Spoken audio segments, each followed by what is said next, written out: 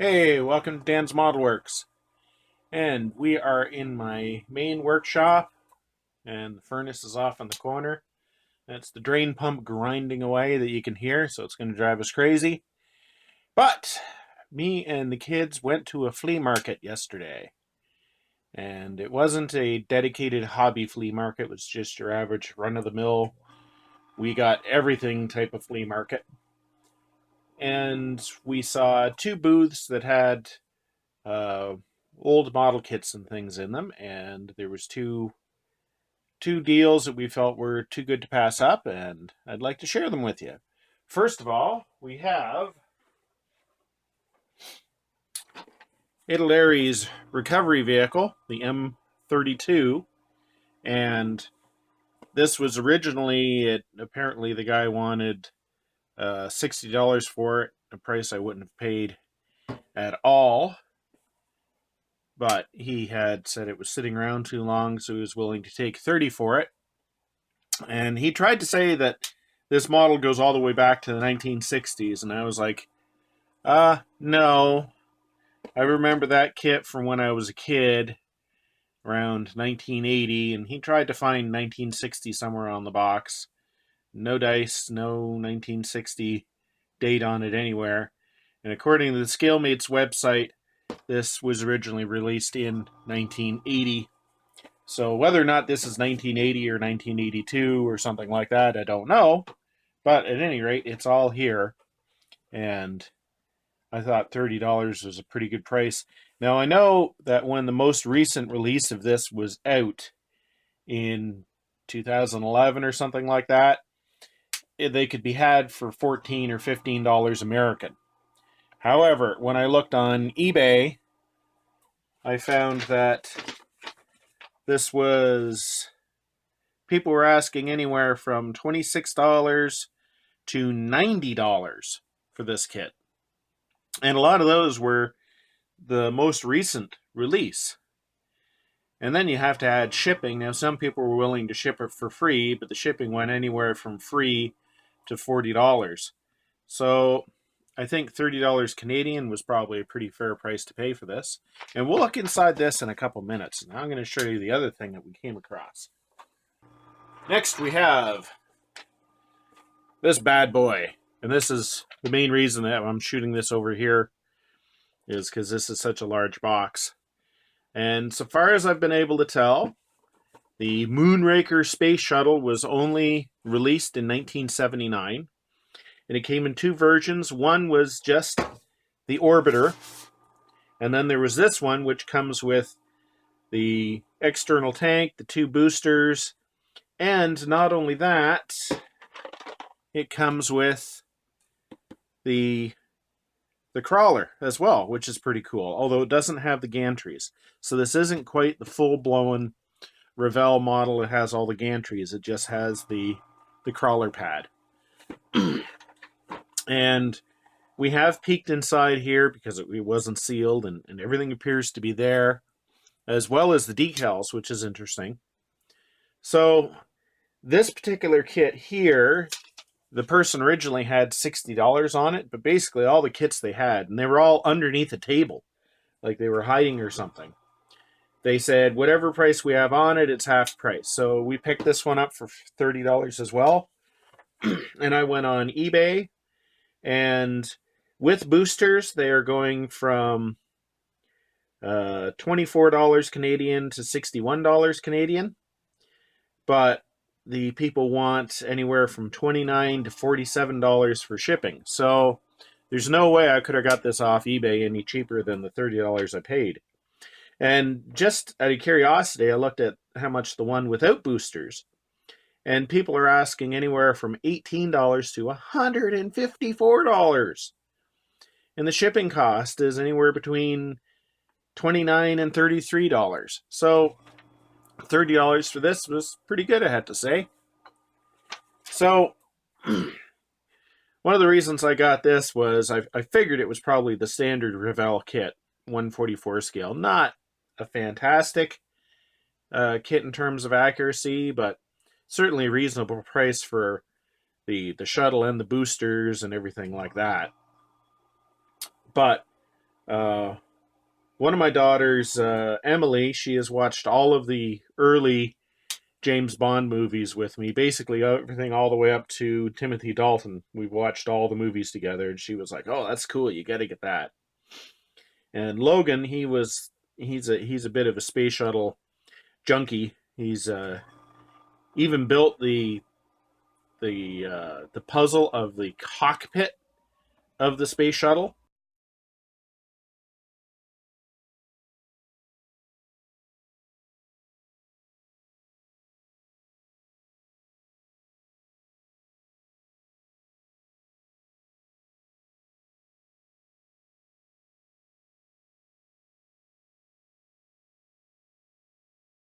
And that's one hell of a puzzle. So he's built that. And one of the few models that he's built and actually completed was the Revell space shuttle. That's the box top from that. And we actually got this for free. Now, this was going back 6 years ago at the IPMS London Hobby Show. And basically, kids were getting a free kit from a table that the club had set up.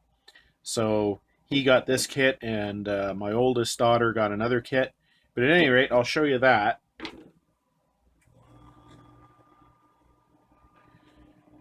So Logan built this when he was about 11 years old, and this is the first model that he ever built. So it's a little dusty. It was up in his room. Guess I really should have taken out the makeup brush and dusted it first. But not too bad. Now this particular release had the decals for the windows and the reaction jets and things like that. So I'd have to say it's probably one of the nicer releases. And as well as that, it came with a booklet all about the space shuttle as well. So this was definitely, one of the nicer releases of the Revell space shuttle. So why don't we take a look inside these boxes and show you what you get. So first up, let's just take a look at what we got in the M32 recovery vehicle by Italeri. Now, one thing I will tell you, and I can't verify whether it's 100%, but one website that I looked at that was talking about this particular vehicle pointed out that you can't really build this mod or this vehicle accurately from this kit. Something about the upper hull was slightly wrong. I think basically it comes down to the hatches. This one has slightly larger hatches than the vehicles are actually used. Whether or not that's a big issue to you, I don't know. But let's just take a look inside here, see what we got. Now, I have built Italeri's Sherman tank that this is based on. I did that many years ago. So we've got Italeri's instructions from back in the day with 6 different languages. And they've got a picture of one without the fender skirts and the other one with the skirts. And, that's what we're looking at for instructions. And there's the sprue map. And it does come with rubber band tracks. Very, very stiff rubber band tracks, as we'll see in a moment. Here you can see all the recovery equipment going on the upper hull here. So here are the tracks. Now these are very, very stiff. As a matter of fact, when you use them, you almost have to glue them to the tops of your suspension just to get them to sit nice and flat. But unless you're planning on pushing it around and rolling it, these will do just fine. And we get the hull. Seen one Sherman hull, you've seen them all. And we'll just going to put this sprue aside for a moment.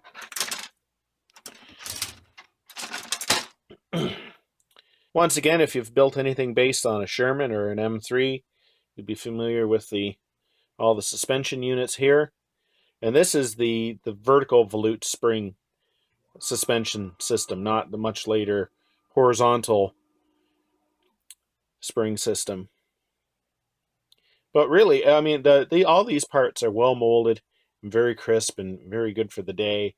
And you know what? There's a modern Dragon kit doesn't have much over these parts. Then we have the second of the regular sprues that you would find in the regular Sherman kit. You've got those extra fenders and the upper hull.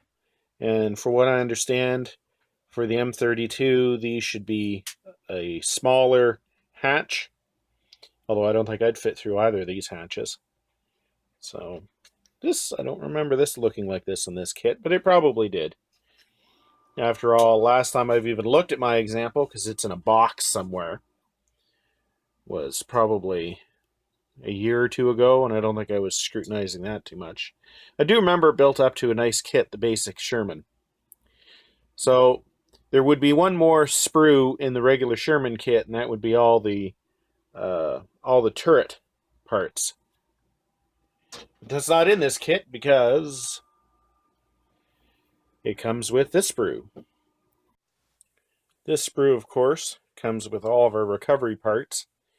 And this structure here, I don't think this rotated on the real thing.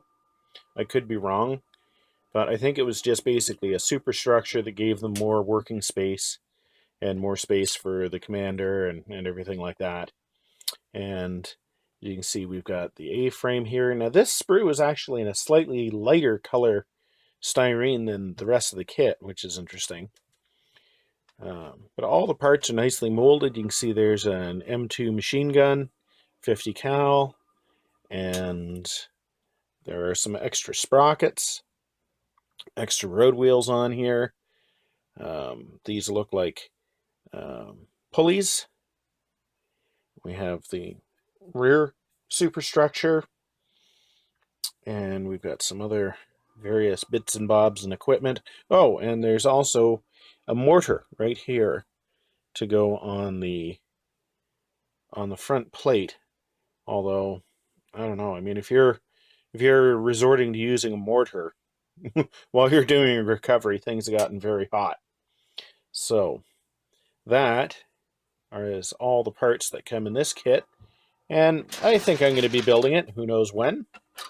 Let's put everything back in the box for safekeeping. You know, I can never get everything to fit back in the box again. Never. There's always one bit that sticks up or something like that.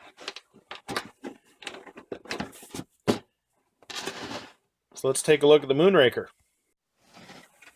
So you can see why I used the bigger table for filming the entry shots for this video, because I can't get this all in the screen.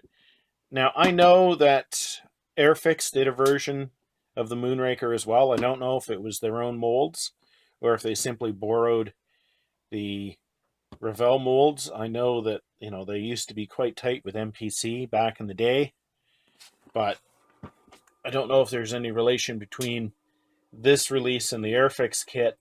I do know that Dayosha also did a version that was pre-built, and it was more die-cast than a plastic kit. So anyway, it's an interesting box. This box certainly isn't mint. It's got like a lot of shrink going on to it. And of course, you know, somebody's put a price tag on here. It was $60. I got it for $30. Looking at the side of the kit here, you know, we've got a little blurb here talking about James Bond. And then we see the model built up. Then we've got Roger Moore with a bevy of beauties. And the other side of the kit, we have a little bit of an overview of the actual movie, and then some more shots here. And of course, we got the legal warnings. Please don't eat the parts. Let's open it up and see what we got. As the box was not sealed, we actually took the cover off at the flea market just to confirm that everything was in there. And basically, all the contents were in one giant bag, and the orbiter itself is in a separate bag inside the big bag. So you can see everything is all contained here, although there is a split in the end, but I don't think anything is leaked out. And I haven't done a really close comparison between this and the shuttle that Logan built, although my assumption is it's probably the same kit. So yeah, the underside is smooth. There's no tile detail on there, but seeing as it's actually raced, that's not a big deal anyway. A lot of people would like to sand that off. So we have the instructions, and they start with the transporter here, the crawler unit, which is kind of cool. Like I said, this is kind of in between Revell's full-blown with the gantry and everything like that, and just the bare shuttle itself. You can see, and being an old Revell North America, I mean, there was no legal warnings, there's no vast amounts of paint call-outs or anything like that. Fairly old school.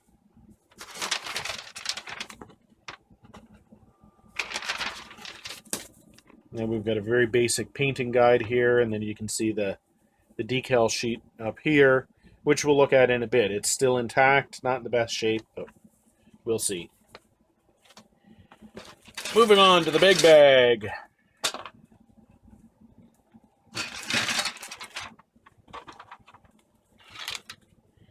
The decals actually are not in that bad shape. I think before trying to use them, I would probably coat them with something to strengthen them up, some sort of decal saver. So, because I would not want to bet on these working.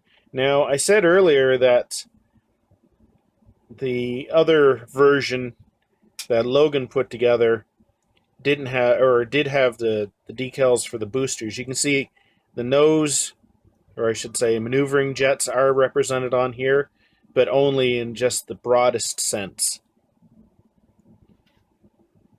And Moonraker 5, I'm pretty sure that's the shuttle that Bond and the CIA agent flew up to the space station in.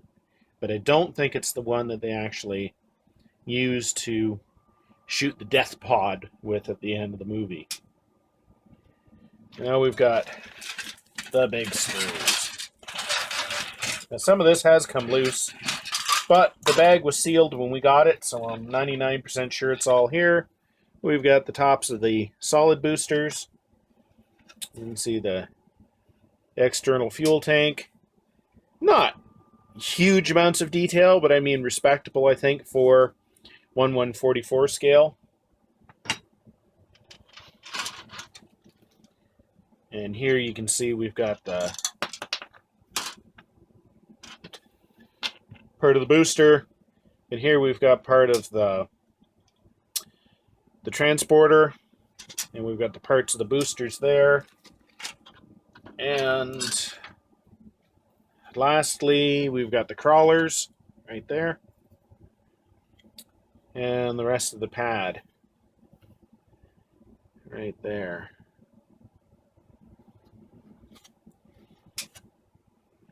So all in all, I think this is pretty cool. Who knows when I'm going to get around to building it?